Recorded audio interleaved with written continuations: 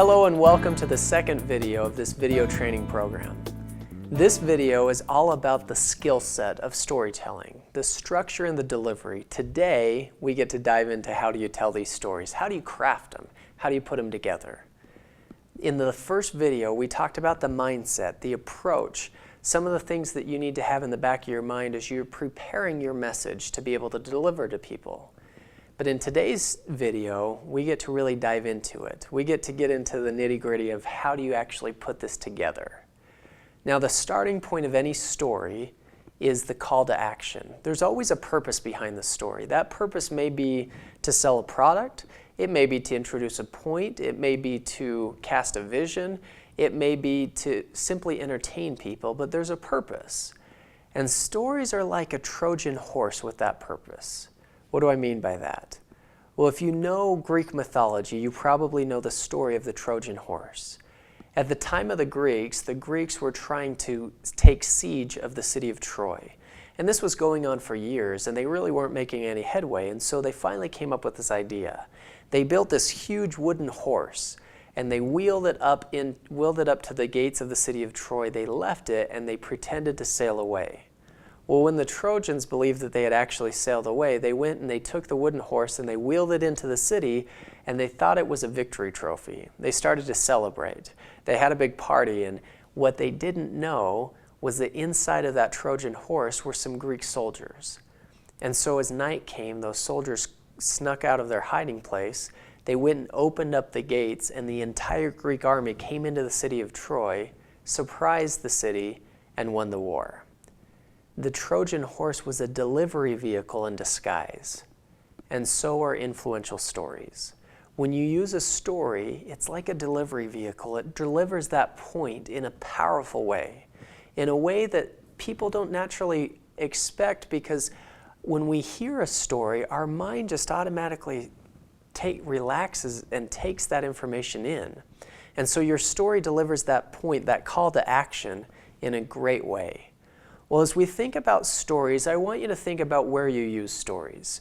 I know that you probably use stories in everyday conversations, you probably use stories in presentations, you use stories when you speak, when you sell, when you lead, when you teach, in all those different fashions. But if we look at it from a pure presentation standpoint, as we're looking at the structure of any type of presentation, there are 5 places where you use stories. These 5 places for stories are really the main 5 places that you're going to use them in your communication, in your interaction. Number 1, you can use it in an opening. Number 2, as you're closing. Number 3, to introduce a point. Number 4, to validate a point. And number 5, in handling objections. Okay, so let's talk about this. In an opening, stories are a great way to open a speech, a presentation, anytime you're standing up in front of people, to be able to share a story. When I give my keynote on the power of influence, I start first thing out of my mouth with the Howard Schultz story. Now, in the first video, I shared that story with you. It teaches the lesson that we're all in the people business. I want to share that story because I want to, number 1, grab their attention. I want to captivate them. I want to entertain them a little bit. And I want to establish that principle that we're all in the people business. That's the commonality, the common ground that we share. Now, the word communication comes from the root of the word common ground. And so I want to establish that common ground. And think about that. When you're communicating with people, you need to establish some common ground with the people you're talking to as well, because that common ground creates a connection, which is ultimately our goal. Opening with a story is a great thing to do. When you're giving a speech, this is kind of a soapbox for me, but do not start by saying, "Hello, my name is, thank you for having me, I'm so glad to be here, wow, it's a nice day." Nobody cares about any of that information. Just dive into content. Give them something that is going to grab their attention, because the truth is, especially in front of a large group, is you only have a few seconds to grab their attention. In those first, what they say is 7 seconds. In those first 7 seconds, they're judging, is this person anybody I want to listen to? If you start by saying, "Well, wow, it's great. I'm so glad that the president of the company had me here, and I'm so excited to be here with you," you've lost them. But if you start with a question and you dive into a story the way that I do, all of a sudden they're going, wow, this guy's going somewhere. He's sharing something with us. Opening your speech, your presentation with a story is a great way to use that. That can be a great place for a story. Closing can also be a great place to use a story. Now, if you're going to use a story to close, say, a speech or a presentation, that story needs to be very emotionally charged. You want to leave them on a high note where they're very involved, very engaged, where it ties together some of the points of your story and it sends them off with hope, with inspiration. Now, when I say emotionally charged, that doesn't mean it needs to be a sad story. It could be a story that's gripping, where people are just on the edge of their seats. What is going to happen next? It could be a story that's hilarious, where people are laughing, falling out of their seats. It could be a story that connects with them and hits a chord with them. In whatever way, if you can engage strong emotion and send them off with hope, that's a great way to end a presentation or a speech. Now, I'll share with you the story that I use at the end of my speech, The Power of Influence. As I've given this speech, we've talked about a lot of different ideas, and I kind of wrap those ideas up. But I want to leave them with a takeaway message, with something where it's like, boom, go and face the world. I want to give them something that's powerful. And so I share the story of Michael Downing. And this story I share goes like this. Michael Downing was invited to go and speak to a group of wounded soldiers at the end of World War II in Germany. And he made the trip over to Germany, and as he walked into the room, he saw these soldiers sitting there. And he empathized with them. He was looking at these young men who were, some of them had been shot. Some of them had lost limbs. They were amputees. Most of them had lost all hope in their eyes. And he sat there and he just felt for them. And when it was his time to speak, he stood up in front of them and he said, I want you to know that anything is possible. I hope that you dream big dreams because you have a bright future ahead of you and the potential to achieve anything that you desire. And these soldiers weren't in good spirits and they started to boo him. And the booing got so severe that Michael finally stopped his speech and he sat down. And when the booing finally stopped, he did something kind of unexpected. He reached down and he removed his prosthetic right leg and he put it on the floor. And then he reached down and he removed his prosthetic left leg and he put it on the floor. And then he removed his prosthetic right arm and he took off his prosthetic left hand. You see, what the soldiers didn't know was that when Michael was 14 years old, he fell off of a wagon in the middle of a snowstorm. And by the time his parents came back and got him, he had severe frostbite to the point where he had to amputate both of his legs, his right arm at the shoulder and his left hand at the wrist. I mean, imagine what that would do to a 14-year-old boy. His whole life ahead of him and literally everything taken away from him. Michael, for whatever reason, found his way past that. And with prosthetic limbs, he went on to graduate from college. He was married, he had 5 kids, and he eventually became the president of a very successful bank. You see, as he looked at those soldiers, he empathized because he had been there. He knew what they were going through. And now sitting there, a stump of a man, he had their attention. And he started his speech over again. He said, I want you to know that anything is possible. I hope that you dream big dreams because you have a bright future ahead of you and the potential to achieve anything that you desire. Now, I have to imagine that that was the greatest speech that's ever been given. And his message is what I want to leave you with. Anything is possible. I hope that you dream big dreams because you have a bright future ahead of you and the potential to achieve anything that you desire. Thank you so much for having me. That is how I end my speech. You see, that story is emotionally charging. There are some people with tears in their eyes. There are some people who are sitting up in their seat and they're just charged up, ready to go and face the world. That's what I want to leave them with. I want to leave them with that hope, that inspiration, that desire. Boom, go out and face the world. We have some great information we've gone over. Take it and do something with it. That's how I want to conclude with that story. A conclusion, a closing, is a great place that you can use stories in your presentations, in your speeches. Another place that you can use stories is to introduce a point.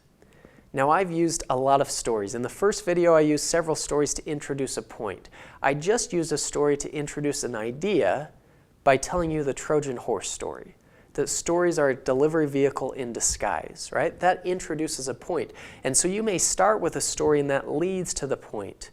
You haven't referenced it in any way, shape, or form, but you're going to lead to the idea.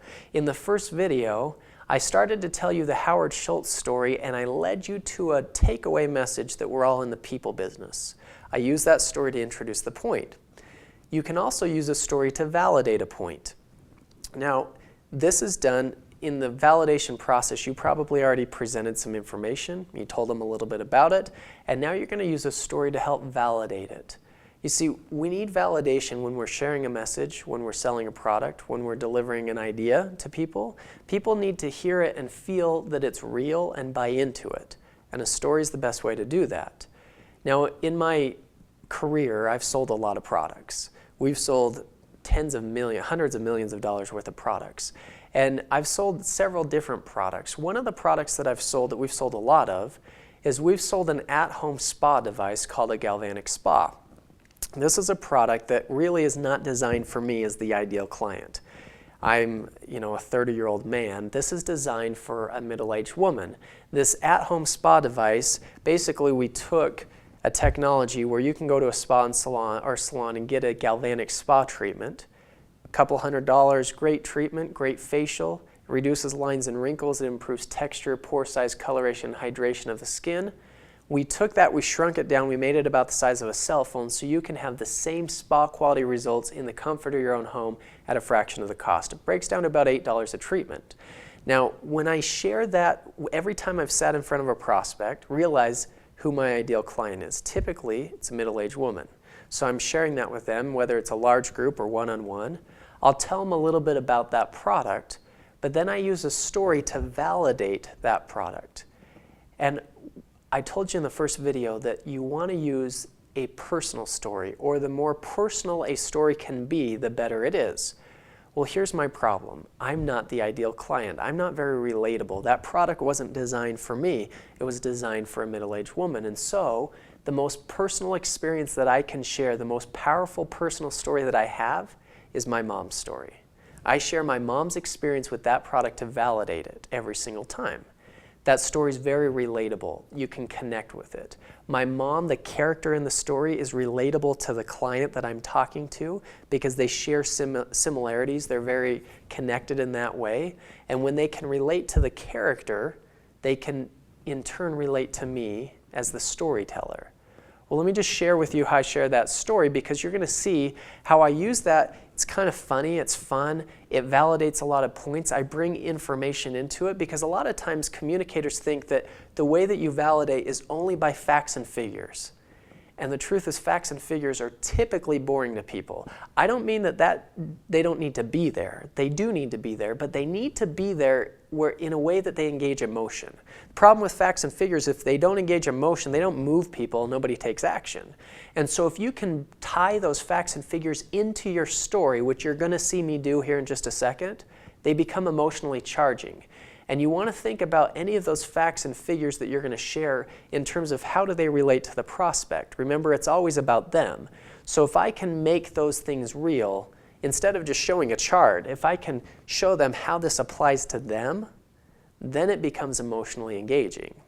So I'll tell people a little bit about the Galvanic Spa, and then I'll say, the first person I ever sold one of these Galvanic Spas to was my mom. And I pretty much just called her and said, Mom, I need your credit card. I mean, that's how you sell a product to your mom. They usually laugh a little bit. And so I called her and she got one of these. I shipped it over to her in Colorado. She opened it up. She watched the DVD that will show you exactly how to use it. And she took it out and she did a spa treatment. And she thought it looked great. She felt good. She was starting to see results. And then my dad came home later that day and he said, wow, your skin looks pretty good. Did you go to the spa today or what did you do? Now she's excited about it, so she called me and she goes, Ty, it works. And I said, what do you mean? And she said, I saw great results. And I said, tell me specifically, what did you see? She said, well, around my eyes, the lines and wrinkles seem to be diminished, and my skin seems to be lifted, and my skin just feels a lot soft. I mean, it really does feel like I went to the spa. And I said, that's awesome. I said, you should use it on the body. She said, what do you mean? I said, it also works to remove cellulite. She goes, no, it doesn't. And I said, well, I haven't used it on my cellulite, but they told me that it helps to remove cellulite. And she goes, I've tried everything for cellulite. Honestly, nothing works. And I said, well, they did a study at the University of Oklahoma on women's thighs over an 8-week period, and 100% of the women had visible results. 35% had a 1 inch or more decrease in the circumference of their thigh. And she goes, okay, I'll try it out. See if it works. What does it hurt? So she tried it on one leg and not the other for just 2 weeks. I mean, remember the study was 8 weeks. And after 2 weeks, she was working out with my sister, who was 19 at the time. They were stretching, and my sister looked over and goes, Mom, what the heck is wrong with your legs? She goes, what do you mean? She goes, that one has dimples and that one doesn't, and that is gross. And my sister was mortified. My mom's so excited. She's like, it works! She's running around the gym sharing it with everybody because she was so excited about it. Now, I share that story as I introduce that product to people, and I want you to think about what that does. Number one, they can connect with my mom because of who she is. She's the ideal client for this.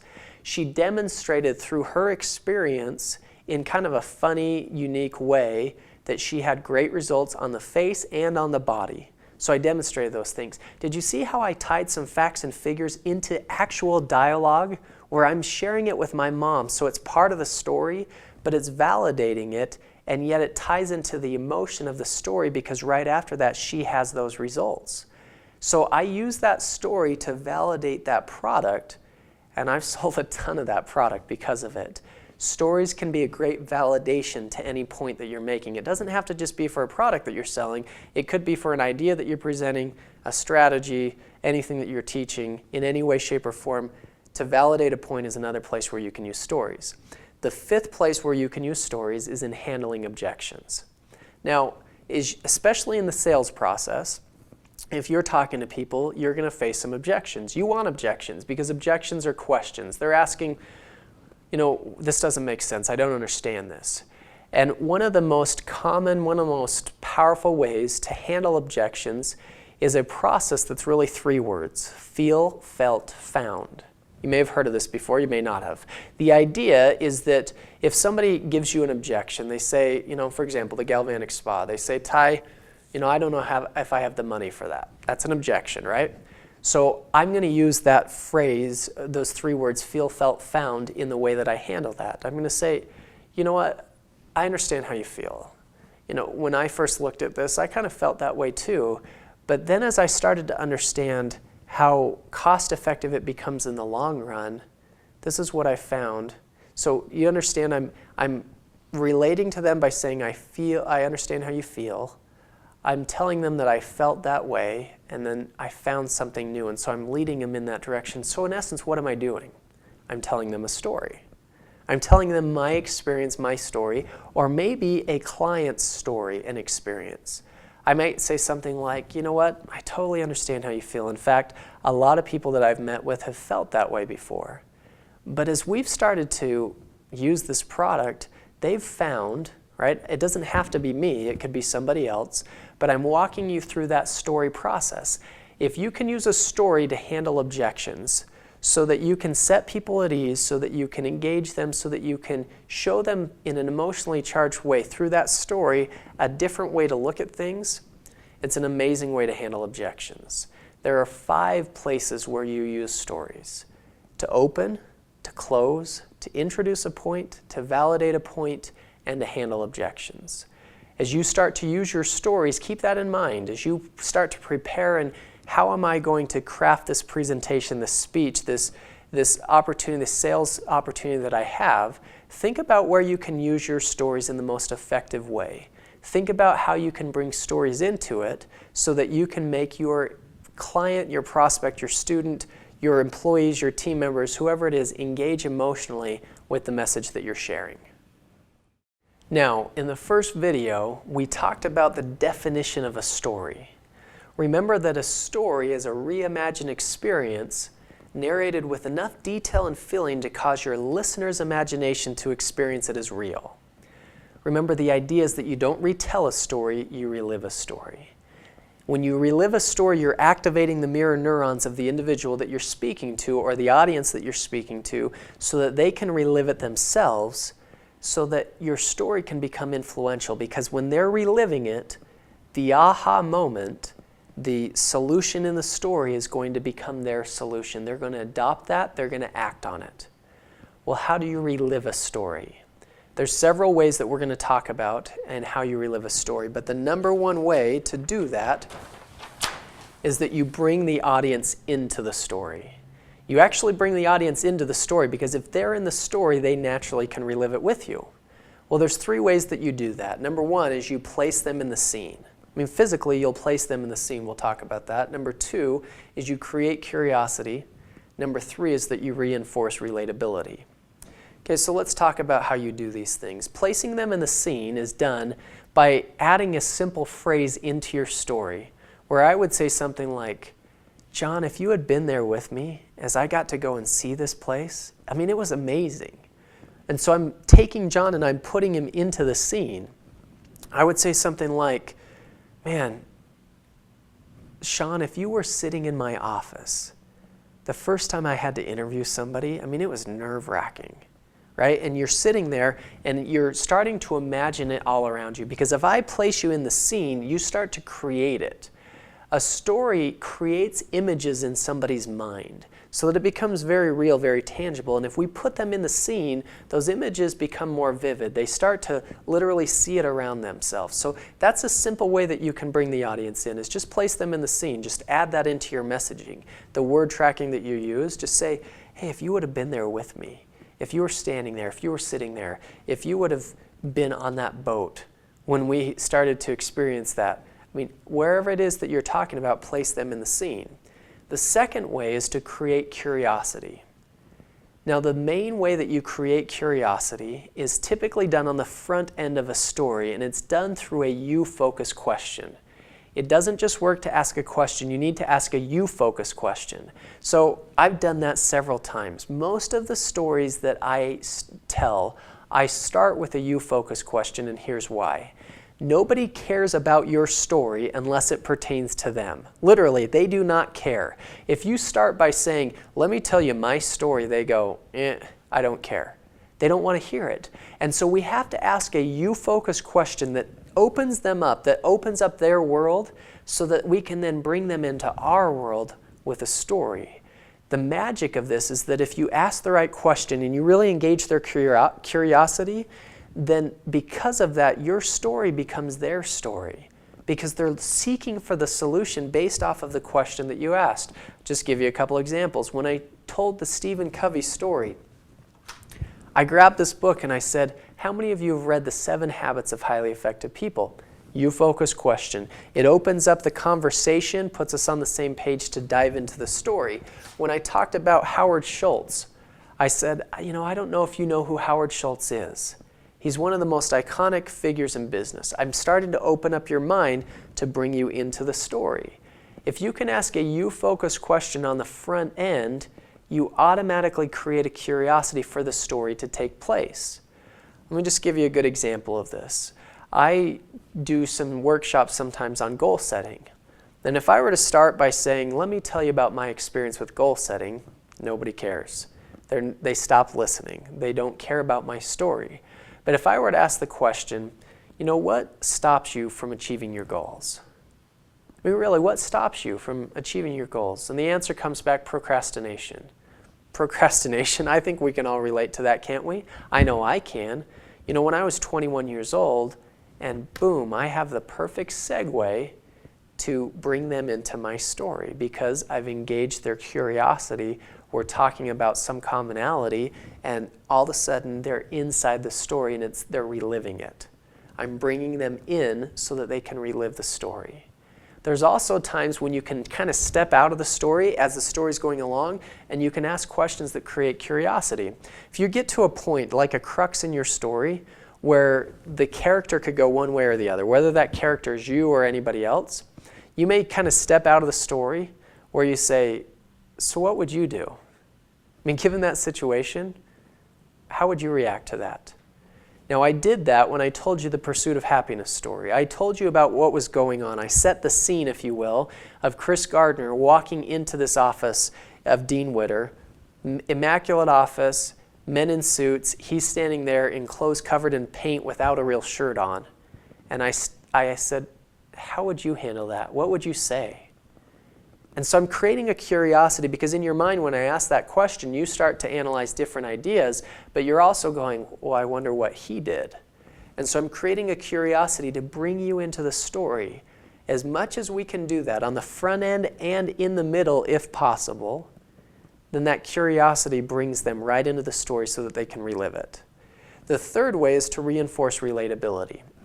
Reinforcing relatability is something that's done throughout, typically with phrases, sometimes with questions, but it's that conversational style of saying, I don't know if you know what I mean, or can you relate to that? Or I don't know if this has ever happened to you before, but this is how it felt. If you can create that, remember we talked about moving from sales presentations to sales conversations, to where you have that conversational style. It's organic, it's natural, people feel like they're part of it, you're engaging in the way that you do that. You're constantly reinforcing relatability, because as you do that, you're making so that your story is not about you, it's about them.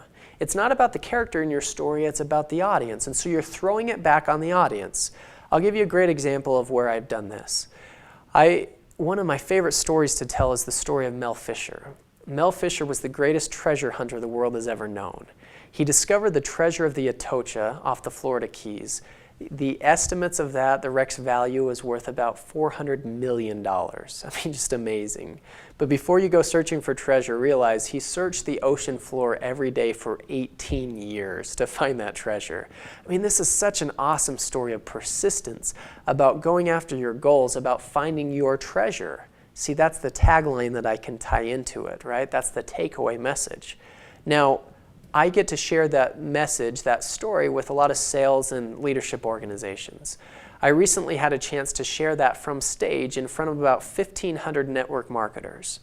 And network marketers, if you're not familiar with that industry, network marketers are involved in kind of an unconventional business, and they kind of pride themselves on that. They think a little bit differently than most people. They're willing to take risks. They're willing to step out on the limb in ways that some other people aren't. And so I knew that about my audience going into it. Well, there's part of the story where I say Mel and his wife Dio made a decision. They picked up their family, they closed their shop in California, they moved across the country to Florida and began to search for treasure full time. Now, when I share that story, a lot of times I'll see people kind of gasp, like, are you kidding me? Who just picks up and goes after treasure full time? It's kind of a huge risk for people to take.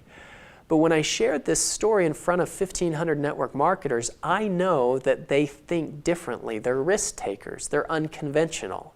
And so I used that line as an opportunity to reinforce relatability. I said that line. I said, Mel and Dio picked up their family, they moved across the country and decided to search for treasure full time. And then I said, now, most people think that's crazy, but all of you are network marketers, so you're probably thinking, yeah, that makes a lot of sense. And I got this huge reaction, this great laugh, because I reinforced it specifically to that audience. I made it personal. And all of a sudden in that laugh, I made a connection. And as I'm reinforcing that relatability, what I'm trying to show them is that that story is not about Mel Fisher. That story is about them. It's about them finding their treasure. And that they can believe that because Mel Fisher found his treasure with persistence, if they're persistent, they can find their treasure.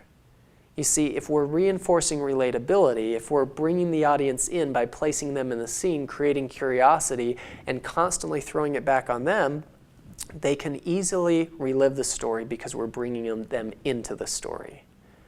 Well, when you relive a story, it becomes influential.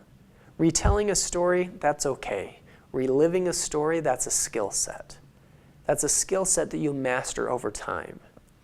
Now, I talked about at the beginning of this video that every story has a starting point, and the starting point is the call to action. You want to begin with the end in mind. What is the purpose of the story? I know that when I tell the Mel Fisher story, I know where I'm headed. There's a takeaway message that I want them to get.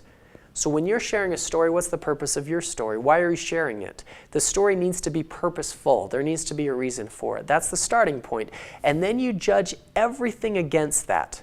The rule in storytelling and in communication is that if it's not necessary to say, it's necessary not to say. And so it becomes the rule of thumb, if you will. Now, when it comes to storytelling, just like anything else, a story has a structure to it. A specific structure. If you want to know how to craft a story, if you want to make it influential, there's a specific sequence that you need to understand. Now, the truth is every story is three parts. It's a beginning, a middle, and an end. And in storytelling, in influential stories, the structure, the sequence, is the setup, the struggle, and the solution. The beginning, the middle, the end. The setup, the struggle, and the solution. Now in the setup, we're trying to do three things. Number one, we're providing context. We're helping people understand any necessary information that they need, the context of the story. Number two, you set the scene. Where is it taking place? What's happening? And number three, you introduce the characters. Now, in the setup, you try and do that as quickly as possible. You provide context, you set the scene, and you introduce the characters, and you do that as quickly as you can, and then you quickly throw those characters into a struggle. Now, here's what most people don't understand, is that the struggle is the hook of the story. You see, as human beings, there's something about confrontation, there's something about conflict, there's something about struggle that grabs our attention. It engages our emotion. All of a sudden, we're on the edge of our seats, we're listening. And so we want to get through the setup and get to the struggle as quickly as possible so that we can hook our audience in. One of the things that I think people do all too often is that they have this huge preamble where they just ramble on and on before they get to the point. And what does that do to your audience? Well, it doesn't just make them not listen, it actually pushes them away. In the back of their mind, they're going, when is he going to get to the point? What is he even talking about? What does this have to do with the story? What does it have to do with me? And so there's a rule in storytelling. There's a rule in any communication, really, and it's if it's not necessary to say, then it becomes necessary not to say. So you need to cut out any of the unnecessary details, any of the unneeded information. If it doesn't help your story, just throw it out, because you want to quickly get to the struggle so that you can grab your audience's attention. Now, what do I mean by struggle? Well, if we go back to elementary school, there's really 5 types of struggle. There's man versus man. Now, all of us understand this conflict, one person against another, an argument with someone else. I mean, think of the movie Rocky. You've got Rocky and Apollo Creed in the ring really fighting each other. Man versus man, that's the conflict, right? That's the struggle. There's man versus nature, where nature becomes the enemy. Think of the movie Twister as an example. These tornadoes that are wreaking havoc, and that's the struggle that you're fighting against. There's man versus society, where you're trying to fight against the social norms, all of what's being said, the whole environment that you're around. I mean, think of the movie Braveheart. You know, Mel Gibson plays this man who is literally trying to change a nation. He's fighting against the way things have always been done, the way people want them to be done.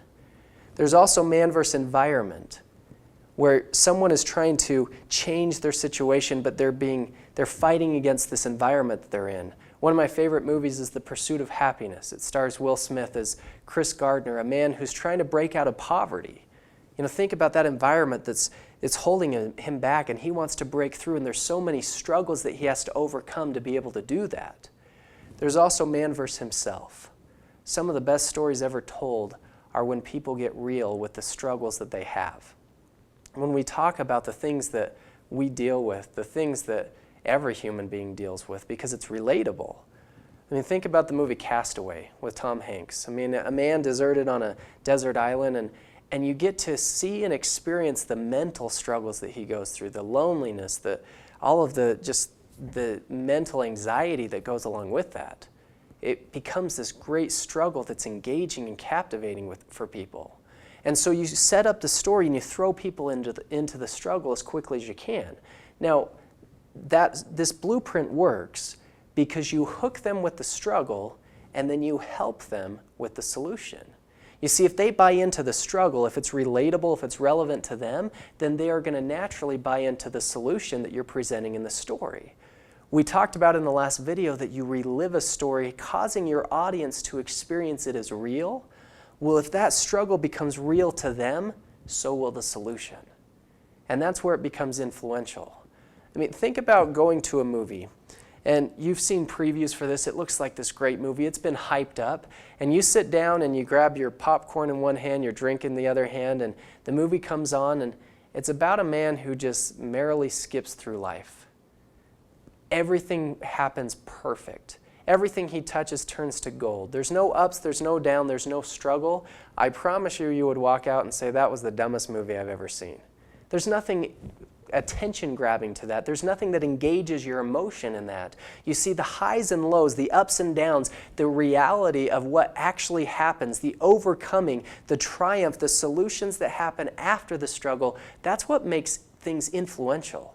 That's what causes them to be persuasive. That's what really moves people because it engages their emotion. Think about the great movie Titanic. I mean, this movie, everybody's probably heard the story or seen the movie of Titanic. Well, everything's going great. The boat hits an iceberg, and all of a sudden, they're thrown into a struggle. The water starts to come in. You're on the edge of your seat because it grabs your attention. What would you do in that situation? How would you react? How are they going to escape? How are they going to get all these people off the boat? All of the things that go into that struggle, and it really hooks you. Now, here's another lesson from Titanic. What would have happened if that water came into the boat, and then it stopped at their knees? That would have been pretty anticlimactic, wouldn't it? But instead, what happens is you introduce the struggle and then you incrementally increase it until you get to that climax. And at that climax, the solution is introduced. You see, think of it as that rising water level. It gets to your knees, and then it gets to your waist, and then it gets to your chest. And every time you're more and more engaged, you're wanting to know, how is this going to be overcome? What's the solution to this problem? How do I get past it? What are they going to do? How are these characters going to move through this? That's what really engages people. And so as you introduce a struggle, you want to incrementally increase it until you get to that climax where the solution is then provided. And the solution is provided by the hero of the story. Now, there are times that you may be the hero of your story, but I'm going to caution you against that. Because most of the time, being the hero, being the guy with all the answers, it's not relatable. And so you don't always want to be the hero of your story. You may be at times. But here's the other thing.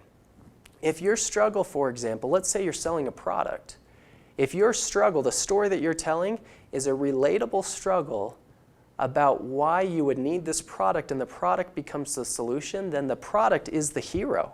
That's what you want, right? Or if you're a leader of an organization and you're presenting a vision and you talk about the struggles that you're going through, but you present a solution and you make your people the hero of the story, they're going to be more engaged to act upon it. The same thing with anything else. So the hero could be whoever or whatever provides the solution. And so you start to look through this sequence. You set up the story, you introduce the struggle, you incrementally increase it, and then you provide the solution.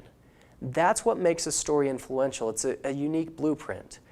Now, one thing that I think so many influencers miss is that when you're telling your own story, your own experience, I think all too often we want to be credible, but remember there's this balance between credibility and relatability.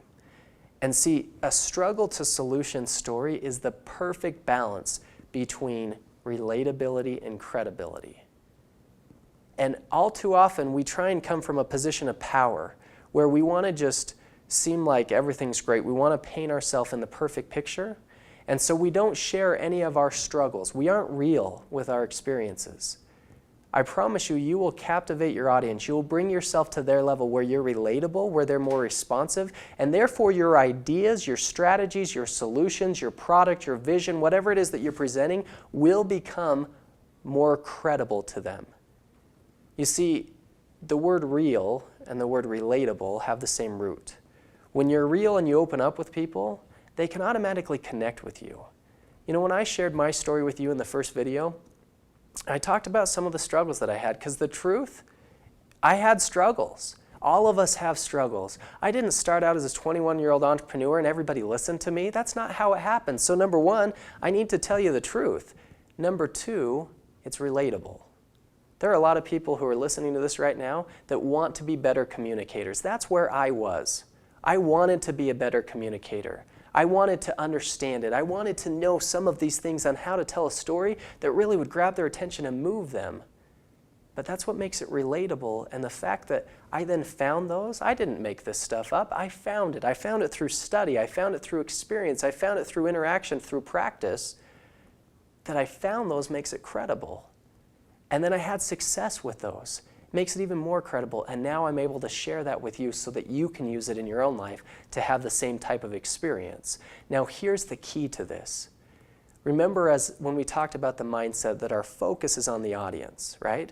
If we know our audience, then here's what we can do. We can match the struggle in our story with the pain in the audience's life. Okay, what do I mean by that? Well, if you can make the struggle relatable, the solution will be credible. So let's say you're selling a product, and you obviously, when you sell a product, you don't sell the features of a product, you sell the benefits. What does it do? What does it provide for you? Does it help you lose weight? Does it help you be more productive? Does it help you make money? What does it do for someone? Well, there's a struggle in that because anytime there's a solution, if you're providing a benefit, think of the flip side, there's a problem. For example, I need to lose weight. I want to be more productive. I want to use my time better, or I want to make more money. That's a problem. And so talk about that in the struggle. And so maybe it's your own experience, or maybe it's the experience of someone else who's used your product who can be relatable, but when you share that struggle and it's their struggle, they buy into it. They start to relive it. And you hook them really strong, and then you can help them with the solution. Now, let me give you an example of this. I want you to think about this blueprint, and I'm going to share with you a story that I've shared on stages all around the world. This is something that happened to me. Now, I get to speak, when I speak on my book, The Power of Influence, I speak about winning with people, dealing with people. We're all in the people business. That's my own personal opinion, is that regardless of what business you're in, if you're speaking, selling, leading, or teaching, you're in the people business. And we all have these interactions with people that go bad, and sometimes they go good. And so I want to share you this story, and then we're going to dissect it a little bit. So this is how I share the story. You know, I don't know about you, but there are times that I think life would be so much easier if I didn't have to deal with other people. I mean, can you relate to that?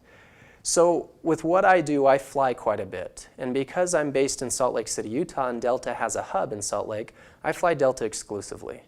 Well, because I fly with them so often, I get upgraded to first class virtually every time I fly. It's kind of a neat perk. Not too long ago, I was flying from Salt Lake City to Oakland, California. This is a quick hour-and-a-half flight, pretty painless. And I was upgraded to first class. I was seated in seat 4B. And I think I was the first one on the plane. I sat down. I had a lot to do, so I pulled out my iPad. I was doing some email, and I wasn't paying attention as people were coming on the plane. And all of a sudden, this gentleman stopped next to me, and he said, "Get up, you're in my seat." And he said it just like that. He said, "Get up, you're in my seat." And so I looked up and I said, "Wow, I'm sorry, what seat are you in?" And he said, "This is first class. Do you realize this is first class? You're in my seat." I mean, don't you love people like that? And I said, "Yes, I realize this is first class. I'm also seated in first class. What seat are you in?" And then he asked me probably the dumbest question I've ever heard in my whole life. He said, "Did you pay to sit in first class, or did you just get upgraded? Because I paid for my first class seat." And so I answered him. I said, "I got upgraded," which really stinks for you because that means I paid a lot less money for the exact same seat. I said, "What seat are you in?" And he finally answered me. He said, "I'm in 4C. I thought, "You've got to be kidding me." I said, "This is 4B. 4C is right there across the aisle." And without any hesitation, any apology, he just turned and he sat down in his seat. And I don't know about you. I don't usually get worked up with people, but by this point I was ticked. And I looked across the aisle and I said, "You know what? You would suck at what I do." And he just looked at me with a shocked look and he said, "What?" And I said, I didn't stutter. I said, "You would suck at what I do." And he said, "Why is that?" I said, "Because you're not good with people. You're horrible with people. Just be nice. It's not that hard." And the man just looked at me with this totally shocked look like no one had ever told him he was a jerk. Now, stepping out of the story, I share that story from stage to teach a point. To teach a point that being nice really is not that hard, that we can have good interactions with people, right? But let's dissect that story from a couple of standpoints. First, we talked about how to bring the audience into the story. How did I do that? I started with a you-focused question. Have you ever felt like life would be so much easier if you didn't have to deal with other people? Kind of a funny question, catches you off guard, makes you laugh a little bit. It engages the audience so I can bring them into it. Then I had to set the scene. I used the setup, right? I provided context. You needed to know that I fly a lot and get upgraded for the story to make sense. I set the scene. I'm seated in seat 4B, sitting in first class, looking down, and a man comes in, and I introduce the character. We'll call him the jerk in 4C. You know he's a jerk right away because of the tone in his voice. He says, "Get up, you're in my seat." And I automatically throw us into the struggle. Now, this is a man versus man struggle, right? Confrontation. Is this relatable to people? Absolutely. Every one of us have met a jerk. Maybe we've been the jerk before. I don't know. But every one of us have had this back and forth, this argument, times where we've had people be rude to us. And every interaction that I have with that man increases that struggle. That's how it happened. The guy was just a jerk. And every time he said something back to me, we just kept kind of increasing that struggle until I finally just let him have it. And in that, I provided the solution. I just said, look, be nice. It's not that hard, right? And so it follows this exact sequence. You get hooked with the struggle, and then you get helped with the solution. There's a point to it. So I hope that you can see this story structure. And as you start to think about these, some of the experiences that you've had, whether it's versus someone else, a confrontation that you may have had, maybe you learned something from it, you can share that story, or maybe you've had an experience where you were stuck in a snowstorm, in a blizzard, something, man versus nature, or fighting against the societal norms, something where you had to struggle to overcome what is commonly accepted, that kind of thing. Or in your environment, maybe you're in a bad work environment. Maybe your home life isn't positive and uplifting. Maybe there's things that you have to overcome in that regard. Or maybe it's with yourself. Maybe you can be real about some of the things that are actually happening.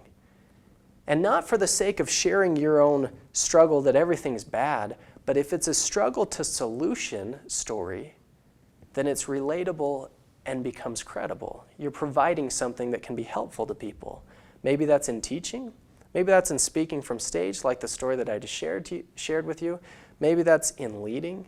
As you present your vision, you just don't stand up and say, this is what we're going to do. Maybe you talk about, hey, this is where we've been. This is where we are. Not everything's perfect, but this is where we're going.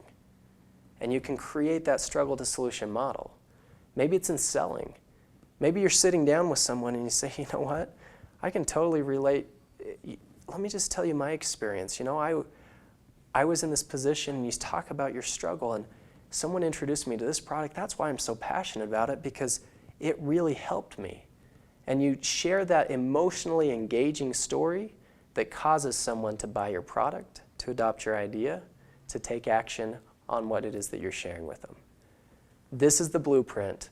Make sure your stories are struggle to solution so you can hook your audience, and then you can help them. So now you understand the structure of how to tell a great story. You understand how to relive a story by bringing the audience in. You understand that you need the starting point, the call to action in place, and then the sequence of the setup, the struggle, and the solution. That's all the science, the mechanics of how to tell a great story. But now we have to talk about the art. How do you perfect it? How do you find your voice in doing this? Well, for me, I had an interesting experience. I served a 2-year mission for my church.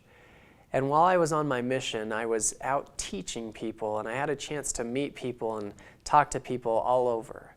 I was in Portugal, so I learned a new language, and I had to learn how to communicate in another language, which is just a feat in and of itself. But the entire time I was there, I had a companion. I was always with somebody else. And one of the things that we did every day, literally every single day for 2 years, is we would have a 1-hour companionship study. And in that companionship study, we would sit down and we would study a concept, maybe a teaching concept, maybe an idea of how you share your message with people. And then for 45 minutes, we would role play that message. And I can tell you at first it was awkward. I mean, it was embarrassing. You got 2 19-year-old guys that are trying to role play with each other, and it was just weird. But after you do it a little bit more, it became pretty natural. And after doing it every day for 2 years, it became second nature. And I'm going to encourage you to start to adopt that habit of role playing. You need to learn how to tell these stories, and the only way to do it is to tell these stories. Not only should you role play, but you should record yourself. You should videotape yourself. You should go back and analyze that and constantly work at it. Now, there's a debate in storytelling. I know, kind of weird that there would be a debate in storytelling, but there's a debate in storytelling where some people say, should you memorize your story or should you just give it off the cusp? And here's my take on it. I believe that you should memorize a story to the point that it becomes so natural for you to say that it seems as though you're saying it for the first time. You see, a great storyteller tells a story, even if they've told it 1,000,000 times, it sounds like it's the first time they've ever told it. They develop that style that's natural and organic and conversational so that people automatically go, this is kind of interesting. It seems like it's happening for the first time. And remember in your mindset that if you're all about the audience, this is the audience's first time they're hearing it, so you have to make it seem like the first time. I'll give you a good example of that. I've had a chance to share the stage with a good friend of mine, Olympic gold medalist Peter Vidmar. Peter Vidmar is in the Speakers Hall of Fame. He's an amazing speaker. His story is incredible because he shares the experience that he had in the Olympics, where he not only won a gold medal himself in personal event, but they also won a team gold medal as the men's gymnastics U.S. team. Well, as he tells his story, I've had a chance to speak with him a couple of different times, and I've had a chance to hear him several different times. Peter tells the same story. His pauses are identical. He laughs at the same parts. He says things the same way. All of that's the same, but you would never know that. If you're hearing it for the first time, I've watched audience reactions, and he's done this for years. They hear that story, and they are so engaged because he's such a great storyteller. Now, you can't tell me he doesn't have it memorized because I've heard it enough to where I almost have it memorized. But he tells it with an excitement and an enthusiasm and with the tools and the skills that we've been talking about so that his audience is reliving the story with him. He brings them right into it. He engages them. He balances credibility and relatability. He makes it funny and interesting. He makes them part. He tells it with total excitement, and it's natural. To perfect the art of storytelling, you have to find your voice. You have to learn these stories so well that you can tell them naturally, so that they seem and are authentic, so that people can go, wow, you know what? I like what you're sharing with me. You can do that by learning how to role play and practicing that. I promise it's going to be awkward at first. I know that. I've been through it. But if you do it more and more, it's just like any other skill. What is once uncomfortable becomes very natural if you just keep doing it. You have to push through that pain a little bit and make it so that that becomes a natural skill set. You can role play in the mirror. You can role play with other people. I would highly encourage you to role play with other people. You know, if you're in a sales position, maybe you have a manager or somebody else, another salesperson, partner up and role play with each other. Practice a little bit.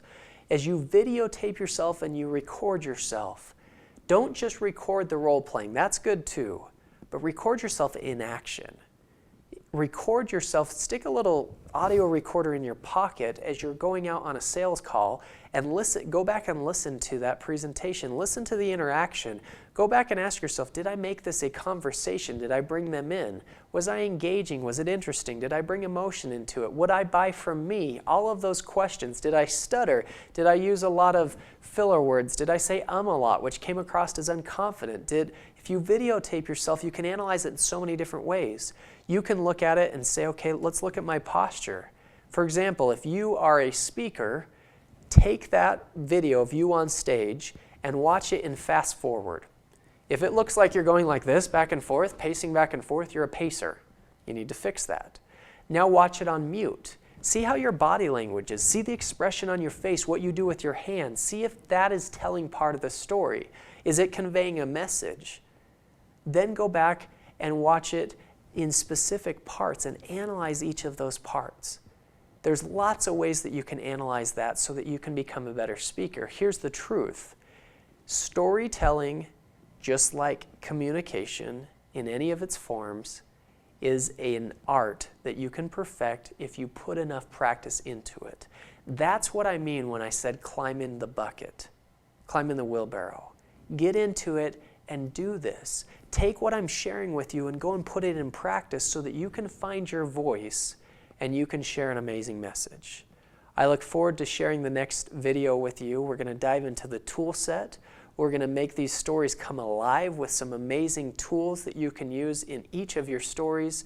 Until then, I will talk to you soon. Go out and practice and make these messages really come alive for you by finding your voice in that and perfecting that art. Thank you so much.